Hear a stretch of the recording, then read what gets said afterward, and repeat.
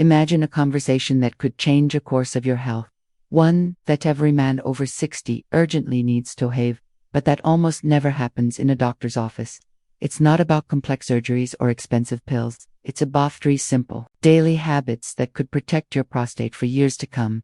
These are habits supported by science, proven in research, and yet overlooked by most men in this stage of. My name is Dr. Juliana Costa. I'm a urologist with over 18 years of clinical experience. In this video, I'm going to share with you some of the most important discoveries about prostate that I've learned in my career and from cutting-edge research. If you are over 60 or you love someone who is, I strongly encourage you to stay with until the end. What I'm about to reveal doesn't come from guesswork or internet rumors. It's based on medical evidence, on my experience treating thousands of, and on some of the most respected studies in the field of urology. And I want to promise you something. At least one of these 3 habits will reset you. In fact, it might even challenge what you thought you knew about how to care for your prostate. Before we explore these powerful strategies, I want you to understand why your prostate requires more attention as you age. The prostate is a small gland about the size of a walnut, but its impact on male health is enormous. It sits just below the bladder, wrapped around the urethra like a ring, and plays a vital role in producing seminal fluid. For most of your life, you probably never gave it much thought, but after the age of 50 and especially after 60, things start touch. Hormonal fluctuations, particularly in testosterone and its derivatives, cause the prostate to grow. This enlargement is called benign prostatic hyperplasia, BPH. It's extremely common. At age 60, around 60% of men have some degree of BPH. By age 70, that number climbs to 70%. For some men, the growth is mild and barely noticeable, but for many, it becomes a daily frustration.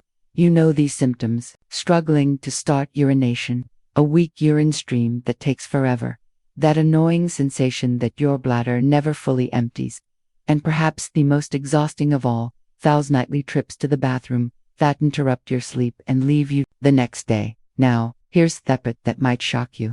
Most men accept these symptoms as a normal part of age. They shrug them off, thinking, well, I'm getting older. This is just how it is. But that is not true. These symptoms are not inevitable. In fact, there are simple, natural, scientifically supported strategies to slow down, and in some cases, even reverse of this progression. And that's exactly what we're going to explore in this video. I'll share with you 3 daily habits that could dramatically improve your prostate health, reduce those frustrations of life. They cost nothing. They're easy to implement, and they have the power to change everything for you. Now, let's dive into the first habit. The first habit I want to share may seem basic at first glance, but I promise you its impact is enormous. Strategy. You might be thinking, Dr. Juliana, everyone knows drinking water is important. And yes, you're right.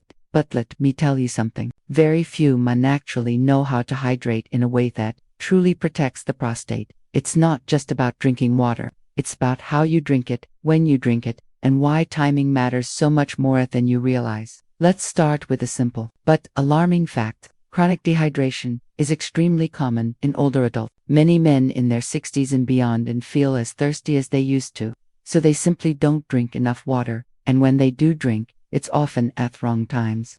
Chugging down large amounts in the evening or at night because they barely drank anything all day. Why is this a problem? Because dehydration makes your urine more. Instead of being light and clear, it becomes dark and dense, filled with irritants and toxins. This concentrated urine does 2 very harmful things. It irritates your bladder, and it inflames your prostate. Yes, something as simple as how you drink water can actually worsen the inflammation inside your prostate gland. Several recent studies have connected poor hydration to increased lower urinary tract symptoms, things like urgency, frequency, and nighttime trips to the bathroom. One study in the Journal of Urology found that men who consistently drank less than 1.5 L of water daily reported more severe urinary symptoms than those who drank 2 to 3 L spaced throughout the day. And her rest kicker, when those dehydrated men improved their hydration habits, many saw their symptoms decrease significantly within weeks. But here is a secret that few people know, and that almost no one talks about.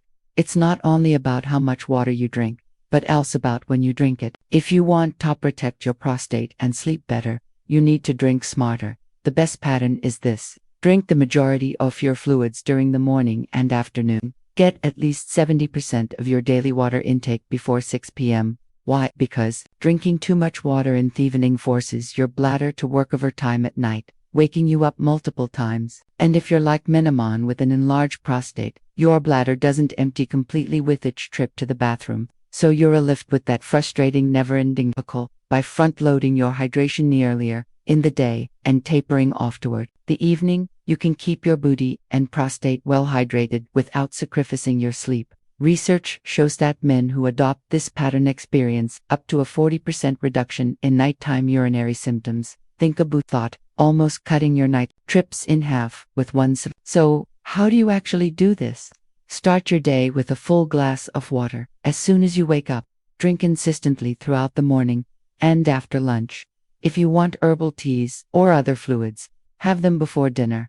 After 6 or 7 p.m., sip only as needed. It's not about restricting yourself completely at night, but about buying. This single habit can be life-changing. Many of my patients tell me that once they began strategic hydration, they finally started sleeping through the night again. And better sleep doesn't just make you feel rested, it improves your immune system, balances your hormones, lowers your stress, and even reduces chronic inflammation throughout your body, including in your prostate. Now that we've covered hydration, let's move to the second habit.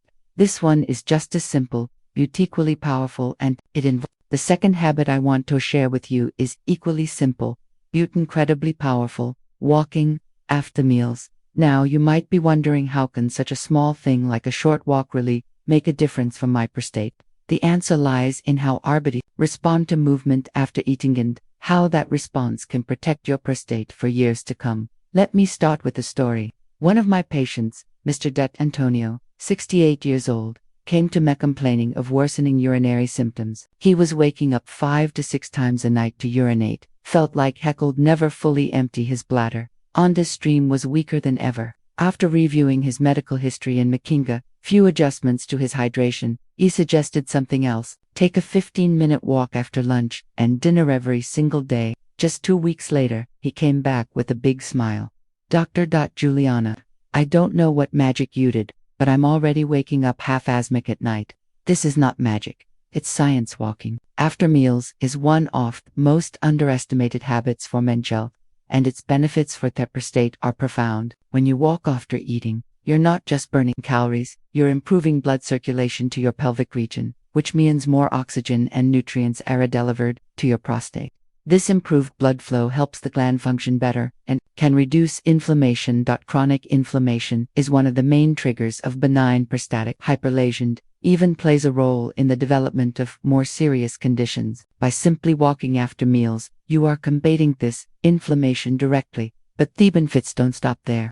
Walking after meals stabilizes blood sugar levels. This is crucial because diabetes and poor glucose control are strongly linked to worsening prostate health. Elevated blood sugar fuels inflammation, damage blood vessels, and even impacts hormonal levels, all of which contribute to prostate enlargement and urinary symptoms.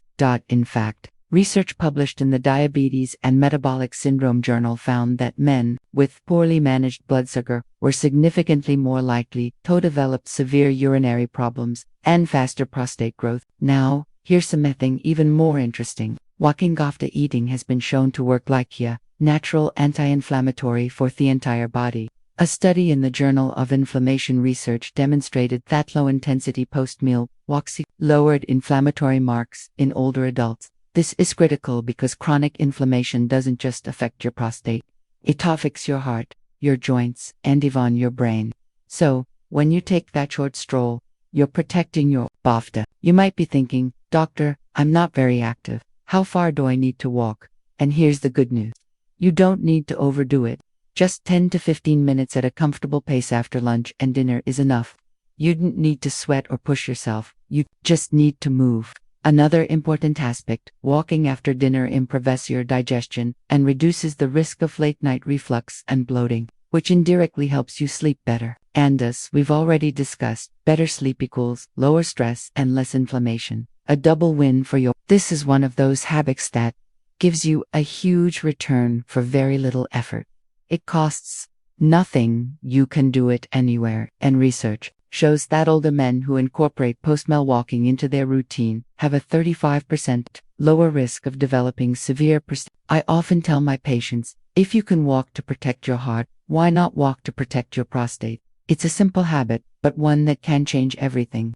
Now that we've occurred hydration and movement, it's time to talk about the third habit. And this one might be the most controversial of all, because it challenges what many of you have heard for years. Now, we come to the third habit. And I want to prepare you because this one challenges a lot of what you may have heard before. It's about maintaining an active sexual life. For decades, the medical consensus has been that frequent ejaculation, whether through sex or masturbation, was beneficial for prostate health. This idea was largely based on a landmark study by Harvard University that followed over 30,000 men for 2 decades, concluding that those who ejaculated around 21 times per month had up to a 33% lower risk of developing breast cancer. But here's what you need to know. More recent research is starting to question whether all types of sexual activity offer the same benefits. In particular, the conversation around masturbation has shifted. Let's break this down. When we talk about sexual health for older men, it's important to separate 2 forms of activity: partnered intimacy, sex with a partner, and solo stimulation, masturbation. They may both result in ejaculation, but their effects on libido, and specifically on the prostate, are not identical. Sex with a partner has a profound physiological and hormonal impact. It increases oxytocin, the bonding hormone, lowers cortisol, the stress hormone, and improves overall emotional well-being. It also encourages pelvic floor, muscle relaxation, and better circulation in the pelvic region. These combined effects can reduce chronic inflammation, which, as we've already discussed, plays a significant role in prostate enlargement and masturbation, on the other hand, doesn't seem to provide all of these benefits, and when performed actively, it may actually have drawbacks. Studies have found that frequent solo stimulation, especially when performed habitually without the motion and hormonal balance that partnered intimacy provides, can lead to pelvic floor muscle tension and irritates prostate. A 2016 study published in BGU International observed that older men who reported very frequent masturbation had a slightly higher incidence of lower urinary tract symptoms compared to those who were sexually active with partners. The researchers hypothesized that the lack of physiological and psychological effects in solo activity could be a factor. Another layer of this conversation involves the context of sexual health after 60. Many men face declining testosterone, emotional changes, and increased stress in this stage of life, all of which can impact prostate. Partnered intimacy often addresses several of these areas simultaneously. It boosts mood, improves hormone regulation, and reduces feelings of isolation. Masturbation doesn't provide these same multidimensional benefits. This doesn't mean occasion is harmful, but the idea that more ejaculation automatically equals better prostate health oversimplifies a much more complex reality. In fact, some urologists now encourage their patients to focus on quality sexual activity rather than frequency alone, aiming for connection, relaxation, and circulation benefits rather than purely mechanical release. So, what does this mean for you? If you have a partner, maintaining an intimate relations is one of the best things you can do for your prostate and your overall health. If you don't, this is a good moment to discuss with your doctor alternative ways to support your pelvic and sexual health, whether that's through guided pelvic floor exercises, therapies that improve circulation, or finding healthy ways to address emotional well-being. In summary, sexual activity is still a key part of prostate health, but masturbation may not provide the same level of protection as partner. An excessive reliance on it could even have negative effects. It's time to move beyond the old ejaculation count idea and focus, instead, on the quality and context of your sexual health practices. Now that we've explored these 3 habits, strategy, post-meal, walking, and maintaining a healthy sexual life, I want you to understand something very important. None of these practices work in isolation. Their full power comes when they are integrated into a broader, healthier lifestyle. When combined, they form a strong shield for your prostate, your urinary health, and your overall quality of life. Let's review them quickly. First, strategic hydration. Not just drinking more water, but drinking it at the right times. Ensuring your body stays well hydrated without overloading your bladder at night. This reduces irritation, prevents concentrated urine from inflaming your prostate, and improves your sleep. Second, walking after meals just 10 to 15 minutes after lunch and dinner. This boosts circulation to your pelvic region, reduces inflammation, improves blood sugar regulation, and even protects your heart and brain.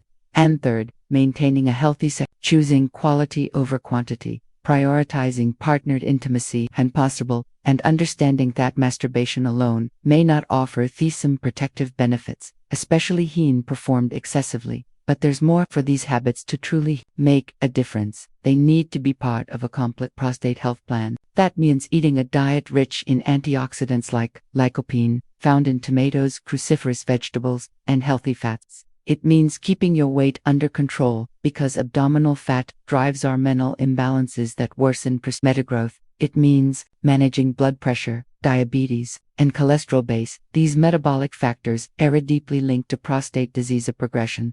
And it also means staying on top of your medical care. No matter how well you hydrate, walk, or maintain sexual activity, you still need Men over 60 should see their urologist at least once a year. These visits usually include PSA blood testing and a digital rectal exam, simple steps that can detect prostate problems early when they are far easier to treat. Too many men skip these visits because they feel uncomfortable or think they aren't necessary. But here's the truth. Early detection saves lives, whether it's catching prostate cancer in its early stages or managing benign enlargement, or it becomes a serious obstruction.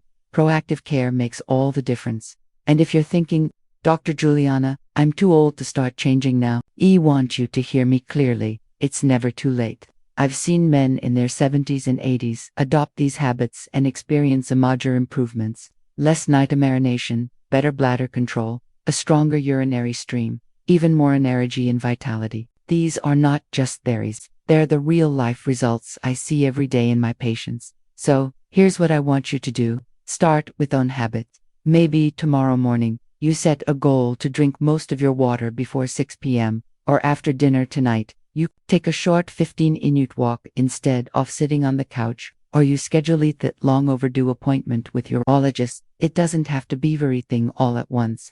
Change happens step by step. Your prostate health is more than just avoiding discomfort or trips to the bathroom. It's about your independence, your energy, your dignity. It's about being able to live fully without being held back by symptoms that can be managed or even prevented. If there's one message I want you to take away, it's this. You are not powerless. Whether you're 60, 70, or beyond, you can take control of your prostate health starting today. And now, I'd like to all of you with a challenge. Write down these 3 habits: strategic hydration, post-meal walking, and healthy sexual activity, and post them somewhere you'll see every day. Your fridge, your bathroom mirror, your bedside table. Remind yourself that these are not just, they are acts of self-care. They are your commitment to yourself. I've spent nearly 2 decades helping men reclaim their quality of life through simple but powerful changes. Look at these, and I can tell you with confidence, when you take care of you're taking care of your whole self physically, emotionally, and even socially. So start today. And if this message helped you, share it with a friend, a brother, or anyone you know who needs this information. Let's break silence around men's health, because no one should have to suffer in silence. There are solutions within reach.